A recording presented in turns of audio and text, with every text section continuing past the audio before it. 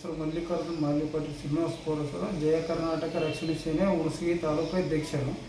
ವಿಷಯ ಅಂದರೆ ಯಾದಗಿರಿ ಜಿಲ್ಲೆಯ ಪ್ರಸಕ್ತ ಶಿಕ್ಷಣ ವರ್ಷದ ಆರಂಭವಾಗಿದ್ದರೂ ವಸತಿ ನಿಲಯಗಳು ಆರಂಭವಾಗದೇ ಇರುವುದು ಮಕ್ಕಳಿಗೆ ಆಗಿರುವ ತೊಂದರೆಯನ್ನು ಸರಿಪಡಿಸುವಂತ ನಾವು ಡಿ ಸಿ ಅವರಿಗೆ ಇವತ್ತು ಮನವಿ ಮಾಡಿದ್ದೀವಿ.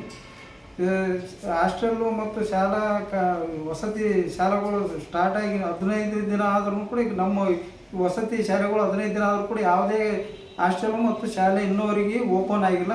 ಮತ್ತು ಡಿ ಸಿ ಅವರು ಮತ್ತು ಸಮಾಜ ಕಲ್ಯಾಣ ಇಲಾಖೆಯವರು ನಿರ್ಲಕ್ಷ್ಯದಿಂದ ಬೇಜವಾಬ್ದಾರಿಯಿಂದ ಈ ಮಕ್ಕಳಿಗೆ ತೊಂದರೆಯನ್ನು ಅನುಭವಿಸ್ತಾ ಇದ್ದಾರೆ. ಕೂಡಲೇ ಇದನ್ನು ಸರಿಪಡಿಸಬೇಕು. ಸರಿಪಡಿಸದಿದ್ದರೆ ಮುಂದಿನ ದಿನಮಾನಗಳಲ್ಲಿ ನಾವು ಉಗ್ರ ಹೋರಾಟ ಮಾಡಬೇಕಂತ ತಮ್ಮಲ್ಲಿ ವಿನಂತಿಸಿಕೊಳ್ಳುತ್ತೇವೆ.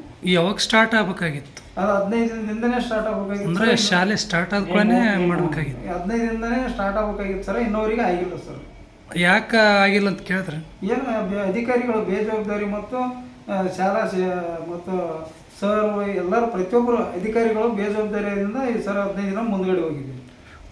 ಈಗ ತಕ್ಷಣ ಯಾವಾಗ ಇಮಿಡಿಯೇಟ್ ಮಾಡದಿದ್ರೆ ಏನು ಹೋರಾಟ ಮಾಡ್ತೀವಿ. ಡಿ ಸಿ ಅವರಿಗೆ ಡಿ ಸಿ ಕಚೇರಿ ಡಿ ಸಿ ಆಫೀಸ್ ಮುಂದೆ ನಾವು ಹೋರಾಟ ಮಾಡ್ತೀವಿ. ಈಗಾಗಲೇ ಮನವಿ ಕೊಟ್ಟಿದ್ದೀವಿ ಸರ್. ಮನವಿ ಕೊಟ್ಟು ಎಚ್ಚರಿಕೆ ಕೊಟ್ಟಿದ್ದೀವಿ ಸರ್. ಅದು ಏನಾದರೂ ಇನ್ನೊಂದು 2-3 ದಿನದಲ್ಲಿ ಶಾಲಾ ಮತ್ತು ಹಾಸ್ಟೆಲ್ ಚಲುವಾಗದಿದ್ದರೆ ಮುಂದಿನ ದಿನಮಾನಗಳಲ್ಲಿ ನಾವು 2-3 ದಿನದಲ್ಲಿ ಉಗ್ರವಾದ ಹೋರಾಟ ಮಾಡ್ಬೇಕಂತ ಇದು ಮಾಡಿದ್ದೀವಿ ಸರ್.